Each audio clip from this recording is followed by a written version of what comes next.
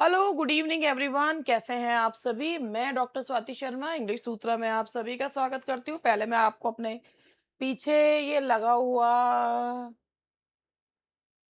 दिखा दूं क्या है। आज द जेकोबियन एज के बारे में हम लोग आज जानेंगे। The Jacobean as.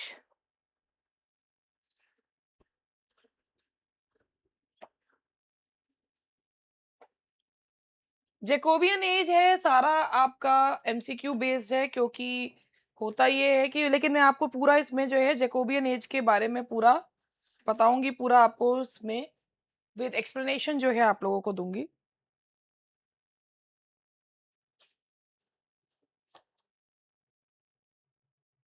तो चलिए स्टार्ट करते हैं।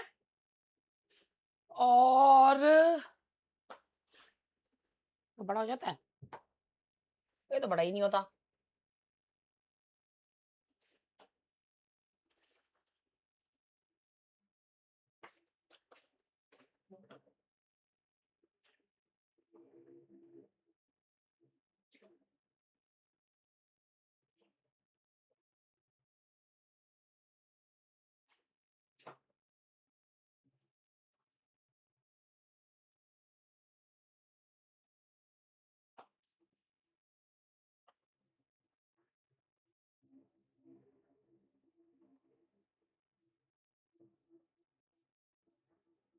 चलिए स्टार्ट करते हैं। आज मैं आप लोगों को Jacobian drama and Ben Jonson इनके बारे में बताऊंगी। पूरा मैं आप लोगों को यहाँ पर सारी चीजें जो है वो बताऊंगी कि क्या है। आज मैं आपको इनको विद द हेल्प ऑफ जो आपको ये आप क्वेश्चंस देख रहे हो, फिर मैं आपको इनके एक्सप्लेनेशन भी दूंगी क्या है। पहला आप क्वेश्चन देखो।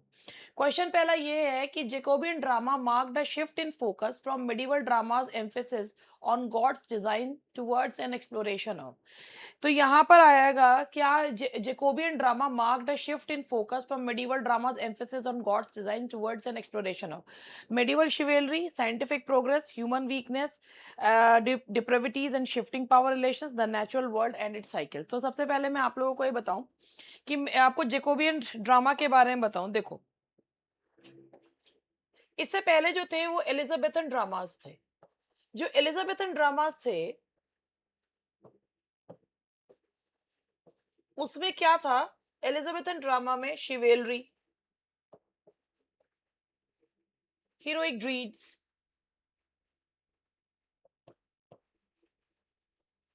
chivalry, heroic deeds and nationalistic themes थी।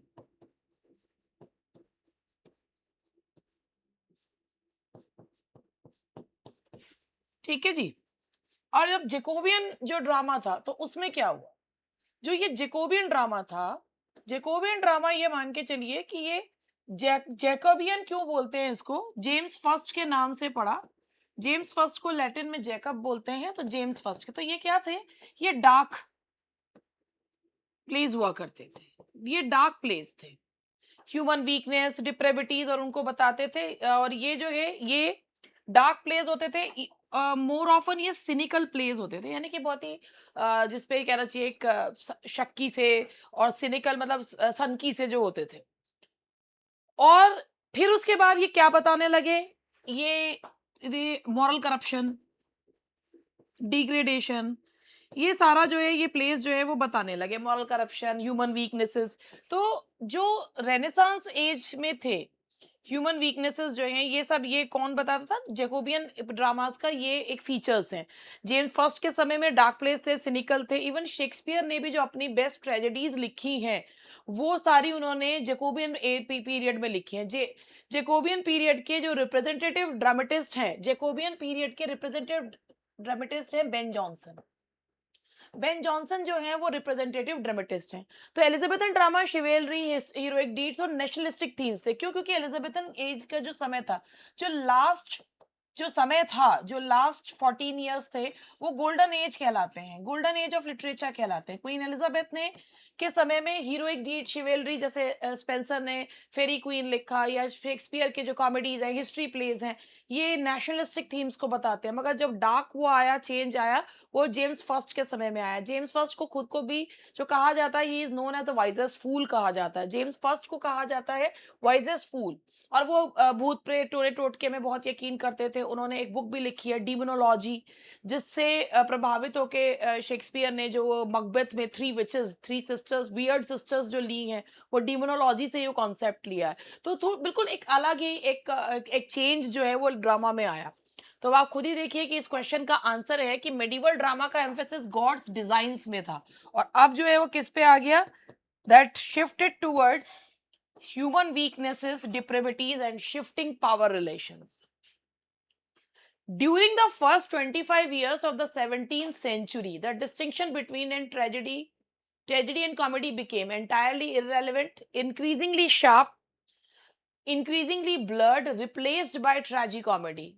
फर्स्ट 25 ईयर्स यानी कि 1603 से आप 25 के समय तक का मान लीजिए, फर्स्ट 25 ईयर्स। तो वो जो ना इंक्रीजिंगली शार्प जो है वो हुआ, क्योंकि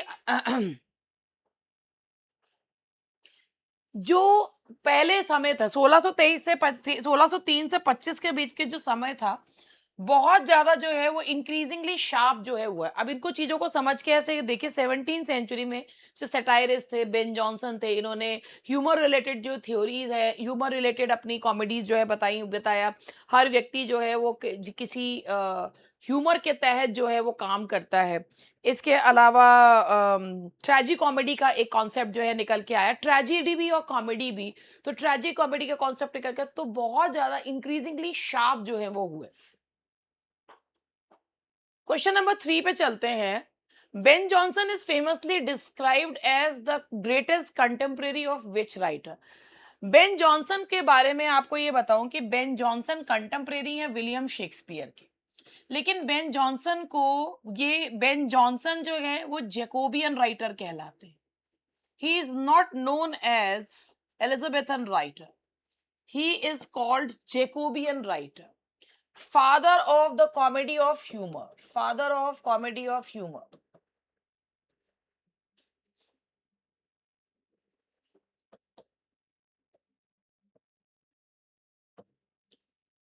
और बेन जॉनसन जो है उन्होंने विलियम शेक्सपियर का जब फर्स्ट फोलियो आया था 1623 में, ये फर्स्ट फोलियो क्या है? ये फर्स्ट फोलियो है जिसमें विलियम शेक्सपियर के प्लेस को पहली बार कायदे से जो है 36 प्लेस को उनके अरेंज किया गया था।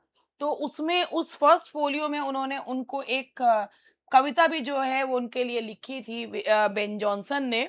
और he was not of an age but for all time, ये लाइन है इस कविता की, he was not of an age but for all time, ये उन्होंने कविता जो है इसमें लिखी थी। तो Ben Jonson is famously described as the greatest contemporary of William Shakespeare. हालांकि वो शेक्सपियर को क्रिटिसाइज भी बहुत करते थे, लेकिन कहते हैं ना कि मरने के बाद सारी चीजें जो है सही हो जाती हैं, ये चीज।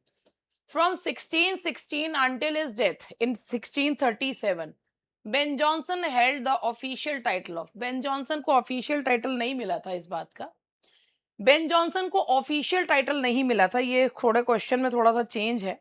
मैं आपको इसमें क्वेश्चन में एग्जैक्ट क्वेश्चन देखती हूँ, ये है क्या ये। Let me see the question.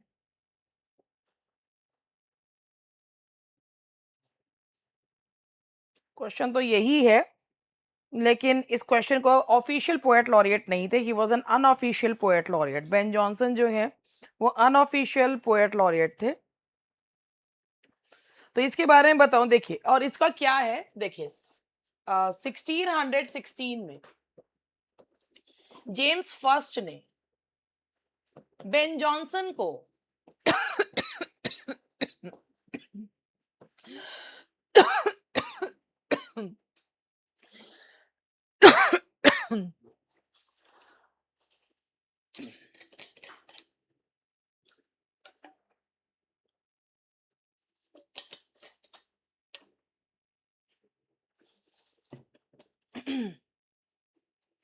James first ने बेन जॉनसन को 100 मार्क्स पर ईयर की एक उनको एक धनराशि जो है उनको देनी शुरू करी थी। Royal pension of 100 marks per year, तो पोएट लॉरिएट का जो टाइटल था वो उनके ऊपर ऑफिशियली नहीं जो है उनको दिया गया था। The official poet laureate was John Dryden. लेकिन इनको अनऑफिशियल पोएट लॉरिएट माना जाता है। अनऑफिशियल टाइटल ऑफ अनऑफिशियल नहीं है कि ये यहाँ पर Ben Jonson held the unofficial title of poet laureate करना चाहिए, क्योंकि जेम्स फर्स्ट ने उन्हें 100 मार्क्स पर ईयर का एक रॉयल पेंशन देनी शुरू करी थी, तो वो एक पहले अनऑफिशियल पोएट लॉरिएट माने जाते हैं। तो अब थोड़ा-सा मैं ब्रेक लेती हूँ और आप लोगों को कुछ मैं दिखाना चाहती हूँ। तो आप लोगों को सबको पता ही है, कल से मैं 2 बार मैंने अपना यूपी पीजीटी के रिजल्ट के बारे में बताया कि यूपी पीजीटी जो है में मेरे जो कैंडिडेट सेलेक्ट हुए। मैं थोड़ा-सा आपको कुछ चीज़ें उसमें बताना दिखाना चाहूँगी। सबसे पहले तो मैं आपको क्या दिखाना चाह रही थी? ये। मैं सबसे पहले आपको ये दिखाना चाहूँगी कि यहाँ पर कुछ चीज़ें जो हैं,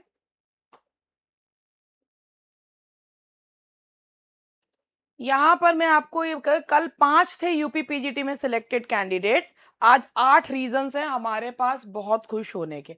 अगर आपको ये दिख रहा है, वैसे तो हरी रंग की पट्टी चल रही है। 8 रीज़न्स क्या हैं, ये लेट मी टेल यू, ये 8 रीज़न्स क्या हैं। 5 कैंडिडेट्स कल मैंने आपको बताए थे, हमारे रैंक समेत बताए थे। रैंक 10 सोनम सोम है, rank 21 Aastha Shukla, rank 22 Parul Sharma, rank 23 Deepti Verma and rank 42 कामना। मैं आपको बताऊँ, ये मेरे अपने रेगुलर उसके स्टूडेंट्स हैं, रेगुलर बैच के। अभी मैं आपको एक और चीज़ बताना चाहूँगी। अब 3 और स्टूडेंट्स का मेरे पास जो है आया है। एक उनमें से एक आपको थोड़ा-सा उनके बारे में बताते हुए, क्योंकि अच्छा लगता है हमें भी और आपको भी, ये है कि भई होता क्या है ना कि जब तक आप पढ़ाने वाले कितने ही बढ़िया क्यों ना हों, लेकिन अगर आप कोई सिलेक्शन नहीं दिखा पा रहे, तो लोग आपको पागल पागल ही समझते हैं। इनके कोई सिलेक्शन विलेक्शन तो होंगे नहीं, आ गई कूदती हुई। तो ऐसा नहीं है।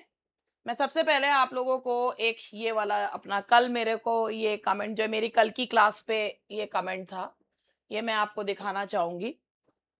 ये कमेंट जो है जिन्होंने लिखा है, thank you very much ma'am, आपने जो मुझे इंटरव्यू की गाइडेंस दी वो मेरे बहुत काम आई और मुझे फाइनल में जगह मिली। आपका आशीर्वाद मुझे ऐसे ही मिलता रहे मैम। मैंने सिर्फ इंटरव्यू की शिक्षा आपसे नहीं ली, बट आपने एक जीवन जीने का तरीका भी सिखाया। आपके और सर के साथ से मेरी ये जर्नी सफल हो पाई। Again thank you very much ma'am from the core of my heart. अब ये जिसने, क्योंकि उन्होंने खुद ही लिख दिया है, ये शोभना वर्मा है। और अगर आप इसमें देखेंगे तो ये जो है क्या रैंक है शोभना वर्मा की? मैं अभी रैंक आपको देख के बता भी देती हूँ कि रैंक क्या है। देख दो एक बार, या मेरा फ़ोन दे दो, मैं खुद देख लूँगी।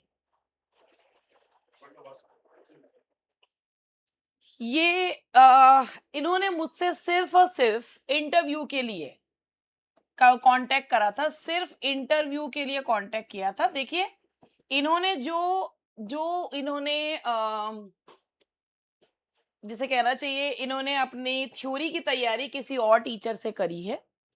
और ये सिर्फ इंटरव्यू के लिए इन्होंने मेरी गाइडेंस ली है, एंड दैट इंटरव्यू टू, ये भी मैं आपको भाई, क्योंकि क्या होता है ना कि वैसे मुझे ये चीज़ें कहनी पसंद नहीं है, मगर मैंने ये इंटरव्यू की तैयारी फ्री कराई थी।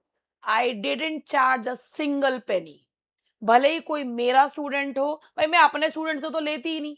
अपने स्टूडेंट से ना लेने का रीज़न ये है कि भाई जिनसे हमने जब फीस उन्होंने दे दी एक बार, तो बार-बार थोड़ी ना देंगे। क्या है? 39 रैंक है इनकी। इनकी है 39 रैंक है इनकी।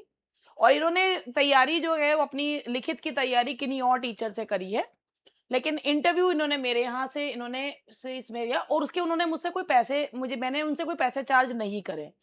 क्योंकि बात ये है कि मेरा मानना ये था कि भाई जिसने खुद इंटरव्यू फेस करा है और जो एक टॉप रैंक होल्डर है इंसान, जिसने खुद ही जो है वो चीज़ों को काफ़ी अच्छे से पता है कि कैसे क्या करा जाता है, कि इंटरव्यू में क्या करना चाहिए, कौन से डॉक्यूमेंट्स हैं, सारी चीज़ जो है, तो मैंने इनको इंटरव्यू की तैयारी जो है करवाई थी, and for free, I didn't charge a single penny. ये है। इनका है रैंक 39 और चूँकि इन्होंने खुद लिखा तो इसीलिए मैं आज इसको दिखा भी रही हूँ। तो ये छठा रीज़न हुआ, अब हुआ हमारा 7th रीज़न। 7th है हमारी ये। 7th रीज़न में अगर आप लोग यहाँ पे देखें कि कई लोग कहते हैं कि अरे भाई कौन फ्री में तैयारी कराता है, तो आप देखो। गुड मॉर्निंग मैम जी। मैम आपका बहुत-बहुत आभार इंटरव्यू गाइडेंस के लिए। I am selected in PGT. 6 number पर हमारा नाम है, आरती। 6 नंबर पर नाम है और वो है आरती।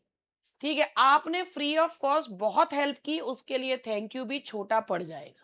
ये इसीलिए आप लोगों को दिखा रही हूँ क्योंकि लोग देखें कि भैया बात ये नहीं, जहां पर फीस की बात आती है तो लोग कह देते हैं अरे स्वाति मैडम की फीस बहुत ज्यादा है, लेकिन स्वाति मैम जो और बहुत कुछ करती हैं वो अच्छी चीज किसी तक नहीं पहुंचती है तो मुझको ही पहुंचाना पड़ेगा ना कि भैया मैंने I didn't charge a single penny. ये देखिए, ये फ्री जो है, फ्री ऑफ कॉस्ट। ये देखिए, ये गोले बना बना के आजकल तो डिजाइन सा चल रहा है, पूरी लिस्ट खोलो, गोले बनाओ, सबको अपना कैंडिडेट बनाओ। ना जी ना, मेरे जितने हैं मैं तो वही दिखाऊंगी।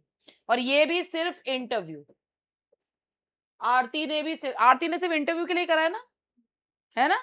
ये सिर्फ इंटरव्यू के लिए ही हमारे पास आई थी। मेरे से इन्होंने रिटर्न का वो नहीं लिया है, इंटरव्यू। क्योंकि पता है क्या होता है, आपने रिटर्न क्वालिफाई करा है बट अगर आपके अंदर कॉन्फिडेंस नहीं है, आपको ये नहीं पता how to present yourself in in correct way, तो आप बहुत जगह पे ना मात खा जाते हो। और आप देख रहे हैं इंटरव्यू के नंबर से बहुत बड़ा खे जो है ना वो बहुत चेंजेस हुए हैं। 26, 27, 28 मतलब हुए हैं भाई। इंटरव्यू की वजह से लोगों ने फाइनल में जगह बनाई है क्योंकि उसी मार्क्स में ना बहुत सारे लोग थे। तो आप ये देखिए कि यहाँ पर ये फ्री में। अब पता है आपको, मैं एक चीज आप लोगों को बताती हूँ, दिल से एक चीज ये कहूंगी। मेरी आदत ये है कि मैं स्टूडेंट्स को ना कभी प्रेशराइज नहीं करती। कोई मुझे बता देता है तो ठीक है। मैं ये हमेशा से कहती हूँ कि लोग तो अब बोलना शुरू करेंगे कि भाई मैं जो है, ऐसे तो बहुत लोग कहते हैं। नहीं, मेरी आदत है और इसके पीछे एक रीजन है। मैं आपको बताती हूँ। मैं एक मेरी एक आउटर पर्सोना के साथ लोग ये मान लेते हैं कि यार ये बहुत स्ट्रिक्ट पर्सनालिटी की महिला है, ये बहुत बदतमीज किस्म की है, बहुत उल्ट कभी भी किसी को भी उल्टा सीधा बोल देती हूँ। लेकिन आपको नहीं पता मैंने क्या कुछ झेला है। और स्टूडेंट्स के लिए मैं आपको बताती हूँ, मेरा पहला जो मैंने पढ़ाया था, मैं ऑफलाइन जब पढ़ाती थी और पहली बार मैंने 2016 वाली वैकेंसी के लिए जब पढ़ाया था, तो वन ऑफ माय स्टूडेंट्स, तो उनमें जो है मतलब उस समय मैंने जब पढ़ाना शुरू करा तो मैंने एक की वे मदद जो है बहुत करी, फ्री ऑफ कॉस्ट पढ़ाया, पूरा सारा कुछ सब बहुत कुछ। और जब सिलेक्शन हो गया तो मेरा ये था, मैंने तब यूट्यूब पे नया-नया स्टार्ट करा था, तो मेरा ये था कि भाई अगर एक वीडियो जो है कोई बना के दे दे कि भई हमारा हम मैडम ने हमारी क्या हेल्प करी है, तो मुझे उसके एवज़ में जिसके लिए मैंने मेरे इंस्टीट्यूट का एसी चलता रहता था, जिसको मैंने इतना ज़्यादा अपने बच्चे की तरह करा, उसने आप यू वोंट बिलीव, उस लड़की ने मुझे इतना उल्टा-सीधा बोला, इतना गंदा बोला उसने मुझे कि मैं लिटरली शॉक्ड हो गई थी। मतलब मैं सोच नहीं सकती थी कि जिसके लिए मैंने इतना सब करा, वो मुझे इतना उल्टा-सीधा बोल सकता है। कि सिर्फ़ एक वीडियो की बात थी। उस दिन मैंने कसम खा ली, मैं किसी से नहीं कहूँगी कि आप मुझे एक वीडियो बना के दो। मुझे बहुत महसूस होता है, मुझे ऐसा लगता है जैसे मैं भीख माँग रही हूँ। किसी से ये कहना कि अरे हमारे उसके लिए वीडियो बना के दे दो। तो मैं नहीं कहती। जब मुझे स्टूडेंट्स खुद बताते हैं या भी ये मैसेज करते हैं, तब मैं उसको यूट्यूब पर दिखाती हूँ। इसीलिए आपको मेरे चैनल पे इंटरव्यूज़ नहीं दिखेंगे, क्योंकि देखो भाई, पैसा देकर मैं किसी का इंटरव्यू लूँ जो मेरा स्टूडेंट भी नहीं है, वो मेरे उसूलों के सख्त खिलाफ है। आप यकीन नहीं मानेंगे, मेरे पास ये तक ऑफ़र आ चुका है कि आप जो है हमें पैसे दें, तो हम ये कह देंगे कि हमने आपके यहाँ से डी ट्रिपल एसबी जो है वो पास करा है। मगर मैंने कहा मुझे ऐसी ज़रूरत नहीं है। ये झूठे वो अगर मुझे अपने पे यकीन है कि मैं अच्छा पढ़ाती हूँ मेरे पढ़ाने से। आप खुद सोचिए, 62 सीट में से अगर 6 स्टूडेंट्स इंग्लिश सूत्रा की जगह बना रहे हैं, जहाँ लाखों लोग हज़ारों लोग पढ़ाने वाले हैं, तो इंग्लिश सूत्रा की में कुछ तो बात होगी ही। और अगर वो बात लोगों को पता लगती है तो लोग आएँगे भी इंग्लिश सूत्रा पे, और नहीं लगती तो हज़ारों जगह है जाने के लिए। तो भैया देखो, मेरा उसूलों के खिलाफ इसीलिए किसी से कहना, उसूलों के क्या, मैं आई वाज़ वेरी हर्ट, क्योंकि मैंने आउट ऑफ द वे जाकर जिसके लिए करा, तो मैं कम से कम उससे ये एक्सपेक्ट नहीं करती कि वो मेरे साथ गाली-गलौज करे, मुझे बदतमीज़ मेरे साथ बदतमीज़ी करे और मुझे बहुत उल्टा-सीधा बोले, ये मैं एक्सपेक्ट नहीं करती। तो वो डर मेरे अंदर इतना ज़्यादा बैठ गया कि मैंने फिर किसी से नहीं कहा। 21 में इतने सिलेक्शंस हुए, बच्चों ने अपने आप वीडियोज़ बना के भेजे, तो मैंने दिखाया। जो यूपीटीजीटी की टॉपर थी 2021 की, वो तो मैंने यूट्यूब की थी, ठीक है? वो उसने जब वीडियो बना के भेजा, इसके अलावा और जो दिव्या के हैं या और भी, एक इंटरव्यू मैंने, जब एक लड़की जो बिहार में सेलेक्ट हुई थी, उसने खुद कहा, "आप मेरा इंटरव्यू लो", तब मैंने लिया। अदरवाइज़ मैं बिल्कुल नहीं कहती, क्योंकि मेरे मैं बहुत ज़्यादा हर्ट फ़ील किया था। तो आप ये देख सकते हैं, फ्री है, तो ये लोग को फ़र्क नहीं पड़ता, उनको कितना भी उल्टा-सीधा बोल दो, उन्हें फ़र्क नहीं पड़ता। अगर मैंने कोई चीज़ ना करी हो, तो मुझे कोई उल्टा-सीधा बोल रहा है, तो मुझे फ़र्क नहीं पड़ता। बट अगर मैं कुछ किसी के लिए कुछ करूँ और फिर उसके बाद वो मुझे उल्टा-सीधा बोले, तो बुरा लगता है ना। इसीलिए मैं किसी से नहीं कहती, इसीलिए आपको मेरे चैनल पे ज़्यादा वो नहीं दिखेंगे, लेकिन सिलेक्शन सबसे ज़्यादा होते हैं यहाँ से। और लाइफ लेसन्स तो लोग बहुत सीखते ही हैं यहाँ से। तो ये हो गए 2, जो इन्होंने सिर्फ़ मुझसे इंटरव्यू की प्रिपरेशन करी, ये इंटरव्यू की प्रिपरेशन थे। इन्होंने ड्यू क्रेडिट अपने टीचर्स को दिया है रिटर्न का, ठीक है? ना मैंने फ़ोन करा, ना कुछ करा, मेरे स्टूडेंट्स ने मुझे बताया। इसके बाद और कौन-सी थी, उसका कहा, अनुपम का? अ, हैं? तीसरा नहीं, ये तो शोभना का हो गया। ये तो उसी 2 तुमने यही डाल दिए, 2 यही डाल दिए। एक और स्टूडेंट है, 15th रैंक होल्डर है अनुपम, वो भी जो है वो इंग्लिश सूत्रा का स्टूडेंट है। उन्होंने इंग्लिश सूत्रा के, लेकिन रेगुलर पीजीटी बैच के नहीं। वो अनुपम कुमारी अनुपम, उसमें जो है अनुपमा चौधरी है, 15 नंबर पे है। उन्होंने इंग्लिश सूत्रा का लास्ट आवर बैच और शायद एक और प्रैक्टिस बैच लिया हुआ है। रेगुलर बैच की स्टूडेंट नहीं है वो, लेकिन उन्होंने जो है ये बैचेस लिए हुए हैं, इंग्लिश सूत्रा की स्टूडेंट।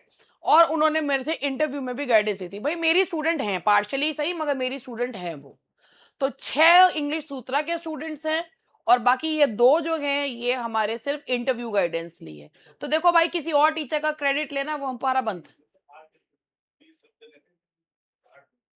20 में से 8 लोग इंटरव्यू में थे, 20 लोग थे हमारे पे, 20 थे? हाँ, 20 लोग थे इंटरव्यू में, जब मैंने बाद में बंद कर दिया था। और उसमें से मेरे 8 लोग सिलेक्ट हुए।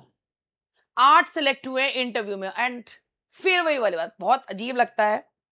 जहाँ कर सकती हूँ, वहाँ पे कर देती हूँ। मैंने कहा था कि मैं इंटरव्यू का एक पैसा नहीं लूँगी, लेकिन मैंने नहीं लिया। अरे जब वो लोग हैं, आप किसी के लिए कुछ कर सकते हैं। क्या आप इंटरव्यू के लिए 500, 600, 1000, 10,000 थोड़ी ना वसूले जाते हैं। ठीक है, आपने इंटरव्यू फेस करा, आपको पता है कि जो लोगों को कैसे जो है करना है, तो आप उनको दे दो इंटरव्यू की गाइडेंस। और मैंने इनसे भी ये कहा है कि कल को जब तुमसे कोई गाइडेंस माँगे, तो तुम भी जो है ऐसे ही देना, मदद करो, तो उसके बाद आगे उसको फॉरवर्ड भी करो। ठीक है? और ऐसा नहीं है कि ये लोग मुझे पैसे दे नहीं सकते थे, मैंने माँगे ही नहीं। मैंने माँगे ही नहीं, मेरी अपनी वो थी कि मुझे करना है। और मैं इनका कोई क्रेडिट ये भी नहीं ले रही कि मैंने पढ़ाया है इन्हें, मैंने सिर्फ़ इंटरव्यू की तैयारी करवाई।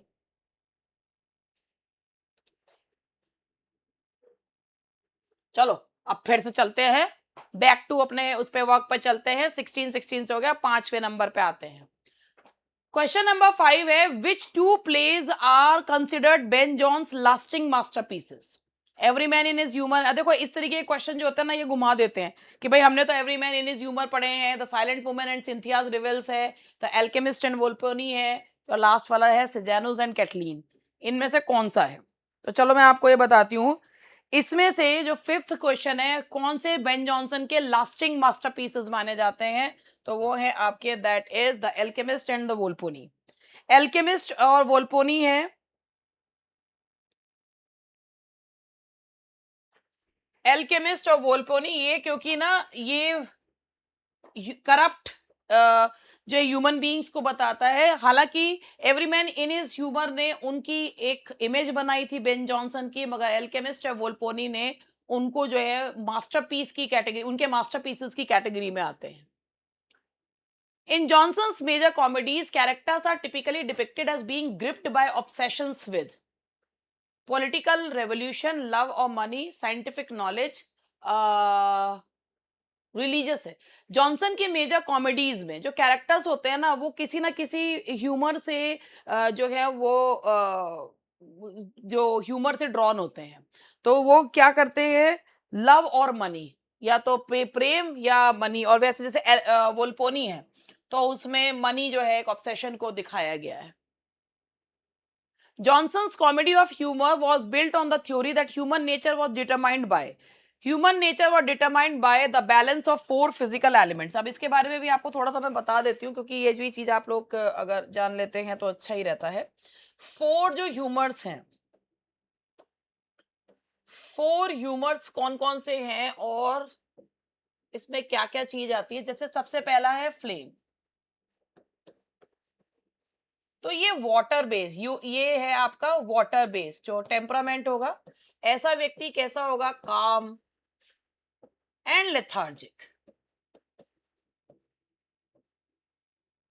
ये जो उन्होंने लिया है कि इंसान जो है ना, हर इंसान के अंदर एक चार ह्यूमर्स होते हैं और उसी के हिसाब से उसकी जो पर्सनैलिटी है वो डिटरमाइन होती है। ब्लड जो है, इट इज जो इसका ब्लड जो है वो है एयर का, ठीक है। ब्लड एयर का है और है वार्म।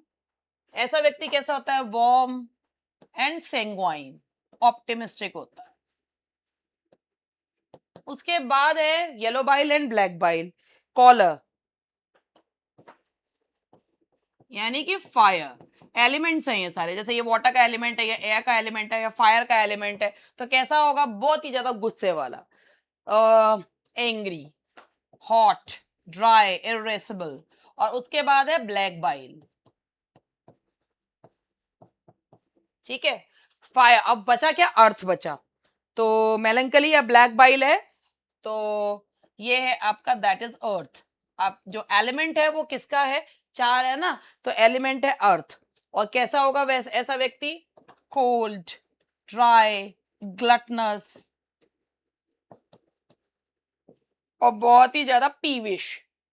तो ये चार एलिमेंट्स होते हैं, चार ह्यूमर्स होते हैं। ह्यूमर मतलब जो होता है मॉइस्चर होता है, और हर व्यक्ति के अंदर जब इसका बैलेंस होता है तो वो एक बैलेंस पर्सनैलिटी होती है। लेकिन अगर इनमें से भी कोई भी एक ज्यादा होता है ना, तो वो व्यक्ति उसी के अकॉर्डिंग बिहेव करता है। जैसे कुछ लोग बहुत ही ज्यादा जो है ना वो जिनके अंदर ये ह्यूमर ज्यादा होगा, फ्लेम ज्यादा होगा, तो वो लेथार्जिक होंगे, काम होंगे, और बहुत ज्यादा जो है ना, बहुत ही ज्यादा पैसिव होंगे। और अगर किसी के अंदर ब्लड ज्यादा है तो एक व्यक्ति एयर का एलिमेंट है, वार्म है, सेंग्वाइन है, लेकिन और ऑप्टिमिस्टिक है। और जो सबसे ज्यादा खतरनाक वाले होते हैं ना, वो ये होते हैं दो नीचे वाले जो होते हैं, कॉलर एंड ब्लैक बाइल। जो ब्लैक बाइल वाले होते हैं ना, अर्थ एलिमेंट है, और वो बहुत ही ज्यादा मेलंकली टेम्परामेंट के होते हैं। ये जो लोग होते हैं ना, इनके पास हर सॉल्यूशन की प्रॉब्लम होती है। हर प्रॉब्लम का सॉल्यूशन नहीं होता, हर सॉल्यूशन की प्रॉब्लम होती है। अपने तो ऊपर ये किसी को कुछ समझते ही नहीं है। इनको लगता है कि दुनिया इन्हीं के चलाने से चल रही है। अगर ये जो है आकर यहाँ ज्ञान नहीं बांटेंगे, तो लोग ज्ञान जो है लोगों को मिलेगा ही नहीं। ये अपने यहाँ से ऊपर किसी को समझते ही नहीं है। और आप देखोगे आजकल ऐसे लोगों की भरमार हो रखी है, जो black bile, earth element, cold, dry, gluttonous, और अपने आगे किसी को कुछ समझने ना वाले। तो ये चार ह्यूमर है कि, तो अगर चारों ह्यूमर्स जो होते हैं वो बैलेंस्ड होते हैं, तो इंसान की पर्सनैलिटी भी बैलेंस होती है। और नहीं तो इंसान जो है वो किसी एक बैलेंस ह्यूमर के तहत आकर बड़ा खतरनाक हो जाता है। Which of the following humours corresponds to the physical element of water. अभी मैंने चारों आपको बताया, तो वाटर में कौन सा है, that is D, flame. That is बलगम को बोलते हैं फ्लेम, यस, पहले ही मैंने बता दिया। और unlike Shakespeare, Ben Jonson frequently utilized his plays to point up a, that is didactic moral. Somewhere he wanted to convey the message कि didactic moral, क्योंकि शेक्सपियर जो है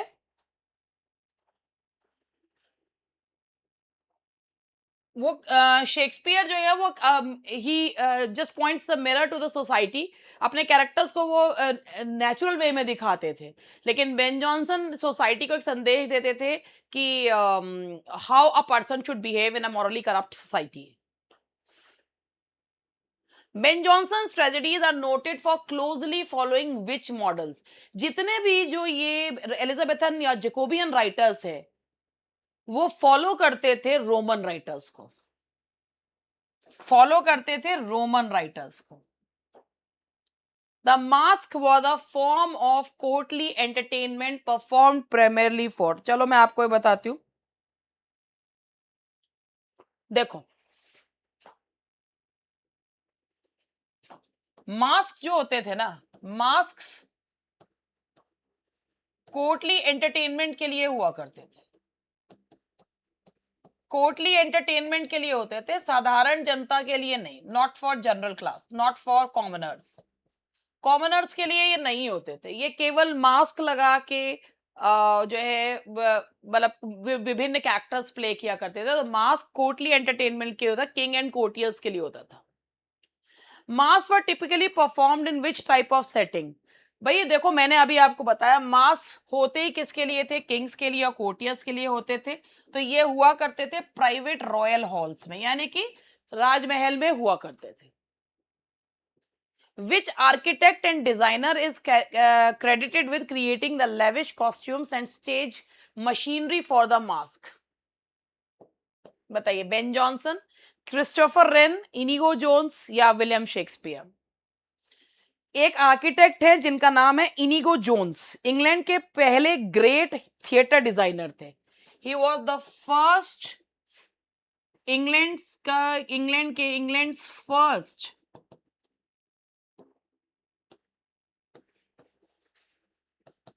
great theatre designer.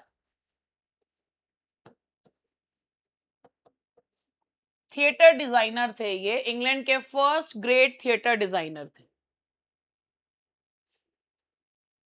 Inigo Jones is credited with introducing which architectural style to the English theatre?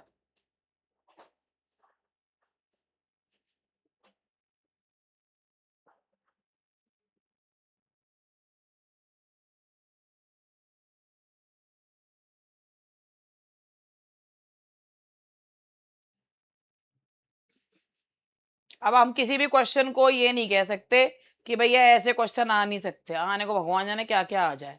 देखिए, Inigo Jones is credited with introducing which architectural style to the English theatre? ये मैं आपको इसमें दिखाती हूँ, देखो ये ऐसा है,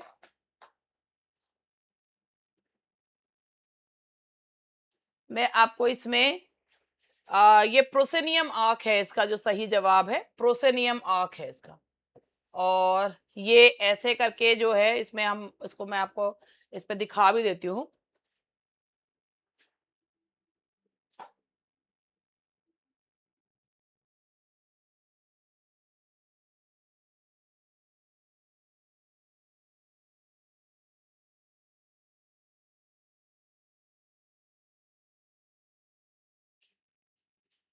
ये देखिए, इस तरीके के जो थिएटर होते हैं इन्हें कहा जाता है, ये होते हैं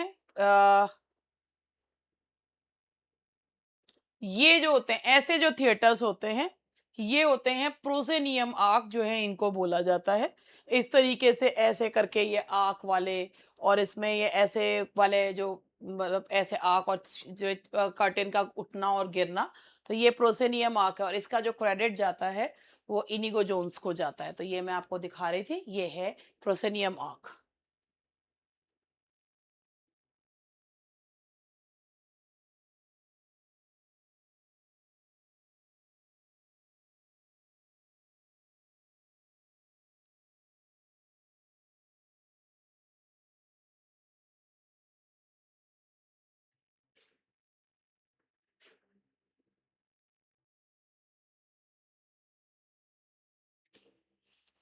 तो ये ही प्रोसेनियम आँख के लिए जो मैंने अभी आपको बताया कि इनिगो जोन्स जो हैं वो जाने जाते हैं। What was the typical moral focus of a court masque? Simplified moralising such as good defeating, satirical attacks, realistic social, complex intellectual debate. तो मैं आपको ये बताऊं कि typical moral focus court masque का क्या होता था? Simplified moralising. अब मैं आपको इसमें एग्जांपल देती हूँ। हालांकि ये इस एज का नहीं है, ये तो इससे आगे का एज का है, मगर अगर आप लोगों ने सबने नाम सुन रखा होगा कॉमर्स का। कॉमर्स जो है, जब जॉन मिल्टन ने जो ये मास्क लिखा है, ये हुआ था ये कोई आम जनता के लिए नहीं था, ये केवल और केवल जो है अर्ल ऑफ ब्रिजवाटर के सम्मान में हुआ था, ठीक है? तो इसमें क्या था कि इसमें वर्च्यू एंड चेस्टिटी के ऊपर जो है ये मास्क दिखाया गया था, मॉरल पुलिसिंग जो है जिसे कहना चाहिए, मॉरल वैल्यूज लोगों में इनकलकेट करने के लिए। तो ये मास्क जो होते थे वो सिंपल मॉरलाइजिंग के लिए हुआ करते थे, लोगों को ये बताने के लिए कि अ, क्या करना चाहिए और क्या नहीं।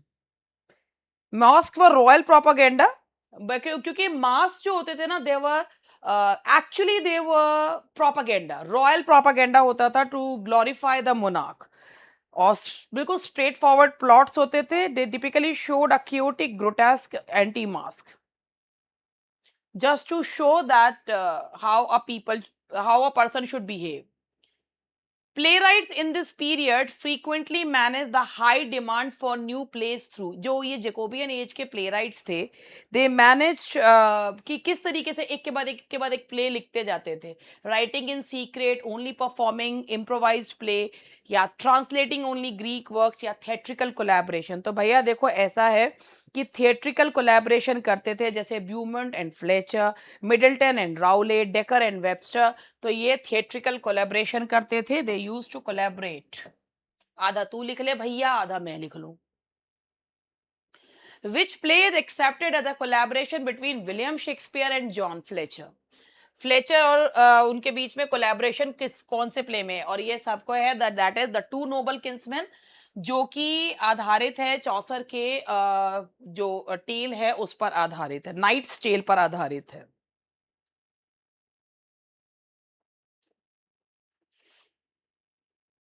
Who individually wrote the adventures comedy The Night of the Burning Pestle? The Night of the Burning Pestle किसने लिखी है? Night of the burning pressure लिखी है फ्रांसिस ब्यूमॉन्ट ने। फ्रांसिस ब्यूमॉन्ट ने लिखी है। और ये meta theatric early meta theatrical satire है। अर्ली मेटा थिएट्रिकल सटायर है। और जिसमें जो है शिवेलरिक रोमांस और लंदन के सिटीजन ग्रॉसर्स का जो है मजाक उड़ाया गया है। In Beaumont's The Night of the Burning Pestle, the hero Ralph sets himself as a knight, using which kitchen implement as a shield? तो नाइट ऑफ द बर्निंग पेसल में जो इसका हीरो है, वो क्या लेता है? फ्राइंग पैन, अपने आप को बचाने के लिए। मैंने बताया ना, मेटा थिएटर का सटायर है, शिवेलरिक रोमांसेस का इसमें मजाक उड़ाया गया है, तो इसमें फ्राइंग पैन से अपने आप को बचाता है। The revenger's tragedy, once attributed to Cyril Tourneur, is now believe to be the work of the revenge tragedy, और इसका है मिडल्टन। रिवेंजर्स ट्रेजेडी बहुत लंबे समय तक ये माना गया कि ये साइरल टर्नियर के द्वारा लिखा गया है, लेकिन अब ये माना जाता है कि ये थॉमस मिडल्टन के द्वारा लिखा गया, ऐसा माना जाता है। मतलब अब क्रिटिक्स बदलते रहते हैं तो पता है, तो थॉमस मिडल्टन के द्वारा। तो these are some of the questions of Jacobean age. अभी और भी है, 2 पार्ट्स में इसको कवर करवाऊंगी। तो ये था आज का सेशन, और अभी ये पट्टी तो चली रही है। और अगर आपको लगता है कि इंग्लिश सूत्रा किसी का लायक है, तो आप जो है हमारे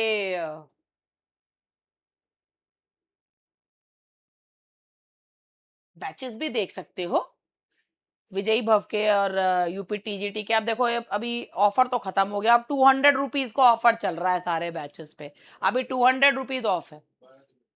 अभी 200 रुपीज का ऑफर चल रहा है 12 जुलाई तक। तो अगर आपको लगता है तो आप ये देख सकते हैं। यूपी टीजीटी विजयी भव है, और क्लासेस स्टार्ट हो चुकी हैं, कल से क्लासेस स्टार्ट हो गई हैं, 2 दिन हो गए हैं क्लास होते हुए। ओरिएंटेशन वगैरह सारा जो है क्या क्या करवाया जाएगा, लेट मी शो यू। मैं वो भी आप लोगों को दिखाती हूँ कि मैं क्या वो दिखा दूँ ना, क्या क्या कवर कर रहे हैं। वो कहाँ पर है हमें हमारा? अभी इसमें एक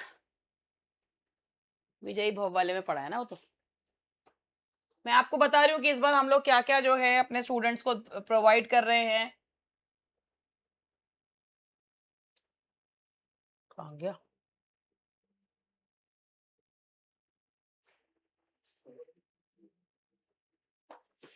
अब आप लोग तो चले जाएँगे, मैं किसको दिखा रही हूँ मुझे खुद ही नहीं पता, मगर फिर भी।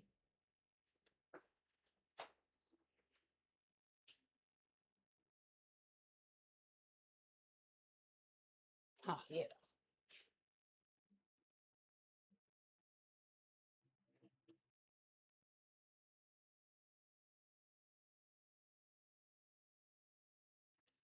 ये तो ग्रामर का है, ग्रामर और लिटरेचर जो दोनों का ही है, तो ये मैं आपको दिखा देती हूँ, तो थोड़ा-सा इसमें थोड़ा गड़बड़ हो गई है, तो इसको मैं ठीक कर दूँ, मेरे स्टूडेंट्स भी कन्फ्यूज़ हो रहे हैं। जॉन गोल्सवर्दी है ये, ठीक है।